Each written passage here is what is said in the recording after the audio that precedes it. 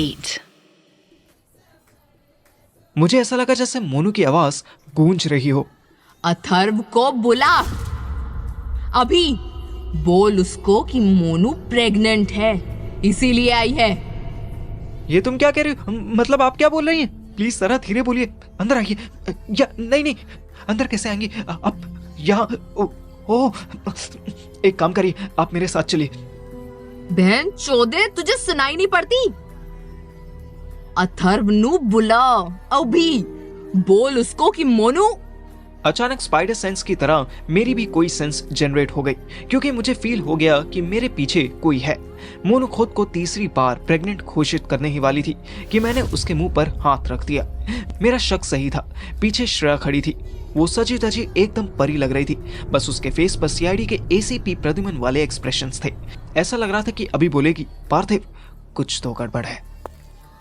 कौन है ये? कोई नहीं, बस मेरी पुरानी दोस्त है। मोनू ने एक झटके से मेरा हाथ अपने मुंह से हटाया और मेरे कान पे फुल थ्रॉटल थप्पड़ खींच दिया। तेरी हिम्मत कैसे हुई मुझे टच करने की? ओह सॉरी, आप अंदर चलिए ना। मैं उसको इशारे से चुप रहने के लिए कहने लगा। मैंने हाथ भी जोड़े, उसके पैर पकड़ने का भी इशारा किया, पर वो बेशरम कन्या नहीं मानी। मैं अंदर नहीं आने वाली, उसको बोलो बाहर आए। जिस बात का डर था वही हुआ। श्रेया को हिंट मिल गया कि किसकी बात हो रही थी। वो कन्वर्सेशन में कूद पड़ी। Oh hello, what is this rude behaviour? किसी के घर आकर ऐसे ड्रामा करते हैं? मैं ड्रामा कर रही हूँ? ड्रामा तुम्हारा वो अथर्व। पार्थिव कर रहा है। मैंने कुछ ड्रामा किया था श्रेया, अभी थोड़ी देर में बताता हूँ। तुम प्लीज अंदर जाओ ना। और Monu, for God sake please please please शांत हो जाओ। हम बैठ के बात करते ना, ऐसे हल्ला मचाकर सबको इकट्ठा करके हमारी बेइज्जती करके तुम्हें क्या मिलेगा डियर? मोनू ने एक और थप्पड़ मेरे कान पर जड़ दिया। अथर्व ने अपनी कहानियों में बताया था कि मोनू से ज्यादा अंडरस्टैंडिंग लड़की उसने नहीं देखी थी। ये थी इसकी अंडरस्टैंडिंग, ये था इसका पोलाइट बिहेवियर। वैसे गलती अपनी भी थी। वो बेचारी एक हफ्ते से अथर्व को कॉल पे कॉल, मैसेज पे मैसेज कर रही थी और अथर्व उससे इग्नोर मारने में लगा था। एक बार और टच किया ना पार्थिव को तो I will sue you. Tell me what happened, why are you acting abnormally? Monu ने मेरी तरफ देखा। मेरी आंखें किसी भिखारी के जैसे हो गई थी। अगर इसने प्रेगनेंसी वाली बात बोल दी तो आज ही रोका सेरेमनी अथर्व की चीरहरण सेरेमनी में बदल जाएगी। घर में इतनी लेडीज थी कि अगर सब अथर्व के एक एक थप्पड़ भी मार दी तो अथर्व गंजा हो जाता। बहुत सोचने के बाद, मुझे अच्छे से घूरने के बाद मोनू ने अपना मुंह खोला। मैं अथर्व को ही बताऊंगी, उससे मिलना बहुत इंपॉर्टेंट है। Listen, me, Atharv and Parthiv are same. We share everything with each other. तुम्हें जो उसको बताना है वो मुझे बता सकती हो। Come on, tell me what happened. नहीं, मैं उसी को बताऊंगी, प्लीज उसे मेरी बात करा दो। मोनू की टोन हल्की हो गई थी। यह अच्छा मौका था चौका मारने का। मैंने श्रेया से रिक्वेस्ट की, लिसन श्रेया, इसको ज्यादा फोर्स नहीं करते हैं, अथर्व को हैंडल करने दे। यू नो उसका पास्ट कैसा रहा है। अभी आंटी या पापा आ गए तो और प्रॉब्लम हो जाएगी। बट तू तो जानता है ना कि ये क्यों आई है, इसको क्या प्रॉब्लम है? मैं बताता हूँ ना तुझे, प्रॉमिस। अभी अंदर जाना प्लीज और अथर्व को बाहर भेज दे। मैं फोन नहीं लाया। श्रेया ने अजीब सा मुंह बनाया और मोबाइल में कुछ टाइप कर दी, अंदर चली गई। मुझे नहीं पता था कि मैं डाइनिंग टेबल पर ही अपना मोबाइल भूल गया हूँ। श्रेया को मेरा फोन दिख गया, उसने उठाया और अथर्व के रूम में गई। सुनो, अथर्व ने श्रेया को देखा तो बस देखता ही रह गया। वाह यार, तुम तो बहुत ब्यूटीफुल लग रही हो। गुड, बाहर जाओ, तुम्हारी कोई फ्रेंड आई है, वो भी कम ब्यूटीफुल नहीं है। अथर्व का कलेजा मुंह को आ गया। वो जैसे ही रूम से बाहर आया, श्रेया ने उसे मेरा फोन पकड़ा दिया। सुनो, ये पार्थिव को दे देना, वो भी वहीं खड़ा है।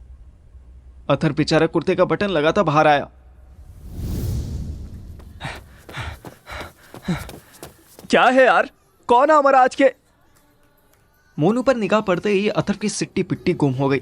मैंने साफ देखा कि अथर्व कांप रहा था। अरे तुम यहाँ क्यों आई हो, वो भी दिन में? तो क्या रात में आती? फुद्दुओं वाली बात। वैसे तो मैं आती ही नहीं अगर तू मेरा फोन उठा लेता। मुझसे गलती हो गई मेरी माँ, मुझे माफ कर दो। अभी फोन करो, मैं अभी उठा लूंगा, सच में, मोबाइल की कसम। ड्रामा ना कर, मेरे साथ हॉस्पिटल चल, मैं पेट से हूँ। What? But this is impossible. तू तो तुम तो उस दिन तुम तो हाँ, मैं तो ट्रांस वुमेन हूँ, यही ना? पूरी तरह वुमेन हूँ मैं। प्रेगनेंसी हो सकती है। देख अथर्व, मुझे तुझसे कोई दुश्मनी नहीं है, ना ही मैं तुझे ब्लैकमेल करने आई हूँ। बस मेरे साथ चल के इसे हटवा दे। मैं तेरे आगे हाथ जोड़ती हूँ। कोई भी हॉस्पिटल मेरी मेडिकल हिस्ट्री देखने के बाद अबॉर्शन नहीं कर रहा।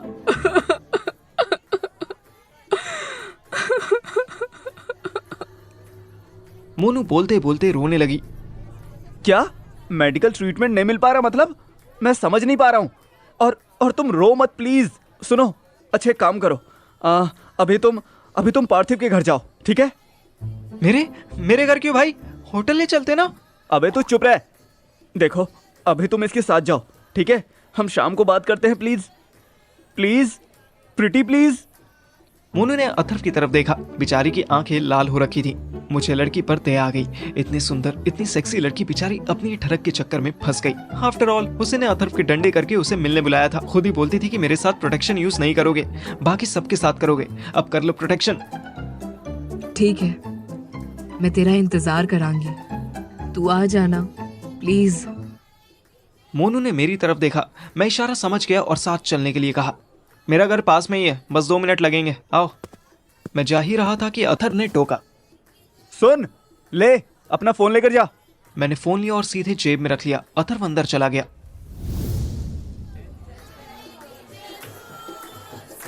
अंदर एक छोटा सा कीर्तन शुरू हो चुका था। रोके का मुहूर्त भी बस होने ही वाला था। सुनीता आंटी ने अथर्व को आधा तैयार हुए देखा तो चिल्लाने लगी। ये कैसा झल्ला बना घूम रहा है? तेरा बाप देख, ऐसा लग रहा है जैसे वही दूल्हा हो। क्या जल्दी तैयार हो। अचानक रूम से एक साथ ढेर सारी औरतों के चिल्लाने की आवाज आने लगी। अथर्व और सुनीता आंटी भी भागे भागे गए तो देखा श्रेया बेहोश पड़ी थी। इधर मैं मोनू को अपने घर ले जा रहा था, पर मेरी थोड़ी थोड़ी फट भी रही थी, क्योंकि मेरा बाप भले ही बीमार था, पर था तो मेरा बाप ही। वो अभी भी किसी भी बात पर चिल्ला सकता था। मोनू के सामने मेरी बैंड बजा सकता था। एक बात पूछूं, इफ यू डोंट माइंड? तुम अथर्व को ये बात मैसेज करके बता देती अगर वो फोन नहीं उठा रहा था तो। वैसे उसे फोन उठाना चाहिए था, बट उसने मेरा सेंटेंस पूरा होने से पहले ही अपना व्हाट्सएप ऑन करके दिखाया। वो अथर्व को 70-80 मैसेज भेज चुकी थी। शुरुआत के 20 मैसेजेस में कहाँ हो, क्या कर रहे हो, कुछ अर्जेंट बात है, प्लीज फोन उठाओ लिखा था। वहीं मिट के कुछ मैसेजेस में आई एम प्रेग्नेंट भी मेंशन था। और इससे ज्यादा क्लियर क्या बताऊं? ओह, फिर तो इसकी गलती है। सही है, गलती का फल तो मिलना ही चाहिए। तुम टेंशन मत लो, एक बार रोका हो जाए बस। फिर अगर उसने कोई नौटंकी की ना तो मैं जबरदस्ती कान पकड़ के लेके आऊंगा उसको। उसकी भी कोई जरूरत नहीं, बस कोई बंदा, कोई एक मर्द मेरे साथ चल चले, उतना बहुत है। ये मेडिसिन से नहीं ठीक? नहीं, कॉम्प्लिकेटेड है, अबॉर्ट ही होना है। ओके ओके, कोई नहीं, हो जाएगा। दिल्ली में एक से बढ़कर एक हॉस्पिटल है। I will support you. तुझे पता है, जब मैंने फर्स्ट टाइम अपनी मम्मी से कहा था ना कि मैं लड़का नहीं रहना चाहती, मैं अंदर से लड़की हूँ, तो वो क्या बोली थी? बोली क्या? उन्होंने खींच के दिया होगा एक। नहीं, वो कहती कि पुत्र, ये दुनिया पहले से ही जो कुड़ियाँ बैठी हैं उन्हीं के लिए जहर हुई पड़ी हैं, तू और तादाद क्यों बढ़ाती है? तादाद मतलब क्वांटिटी ना। मोनू ने मुझे घूर के देखा। सॉरी, तुम्हारी मम्मी ने जो कहा था उसमें मैं करेक्शन करता हूँ। ये दुनिया सिर्फ लड़कियों के लिए जहर नहीं है, ये हर उस पर्सन के लिए जहर है जो कम्पीट नहीं कर सकता, जो कमज़ोर है, जो अपना ध्यान नहीं रख सकता, जो अलर्ट और अवेयर नहीं है। जो अलर्ट और अवेयर नहीं है उसके लिए जीना बहुत मुश्किल है। ऐसे तो सबके लिए बहुत मुश्किल है। हम घर पहुंच चुके थे। अभी अगर मेरा बाप उठ गया ना तो देखना मेरे लिए ये ज़िंदगी कितनी मुश्किल हो जाएगी। तुम थोड़ी साइड हो जाओ। मोनू चुपचाप साइड हो गई। वो बेचारी दिल की भली लड़की लग रही थी, बस अथर्व के इग्नोरेंस की वजह से थोड़ी भड़की हुई आई थी। मुझे उस पर और ज़्यादा तरस आने लगा। हम घर में घुसे। अंदर आओ जल्दी, मेरा बाप शायद सो रहा है। वो कॉर्नर वाला रूम मेरा है, जल्दी से जाकर उसमें छुप जाओ। जाओ। ऑलमोस्ट सन्नाटे में मेरा फोन इतनी जोर से बजा कि मैं और मोनू दोनों घबरा गए। मुझे लगा कि कहीं मेरे मोबाइल की आवाज सुनकर मेरा बाप उठ ना जाए। मैंने जल्दी से साइलेंट किया। कॉल अथर्व की थी। मैंने कॉल पिक की। हाँ बोल, मोनू को घर ले आया मैं। अरे मोनू को मार गोली, यहाँ श्रेया बेहोश हो गई है, उसको हॉस्पिटल ले जा रहे हैं, तू जल्दी आजा भाई, मुझे कुछ ठीक नहीं लग रहा है। सच बताऊं तो मेरी भी फट के फ्लावर हो गई। अभी तो अच्छी भली थी, इसको अचानक क्या हो गया? कहीं ये भी तो प्रेग्नेंट नहीं हो गई? नहीं यार, फिल्मों में दिखाते हैं कि प्रेगनेंसी में लड़कियां उल्टी करती हैं, बेहोश थोड़ी होती हैं। अथर्व की कॉल करते ही मुझे लगा कि उसको ये प्रेगनेंसी वाला हिंट दे देना चाहिए। मैं दोबारा कॉल मिलाने ही वाला था कि मैंने देखा अथर्व से पहले मुझे श्रेया कॉल कर चुकी थी और कॉल ड्यूरेशन भी कोई 7 मिनट का था। मैंने कॉल टाइम चेक किया।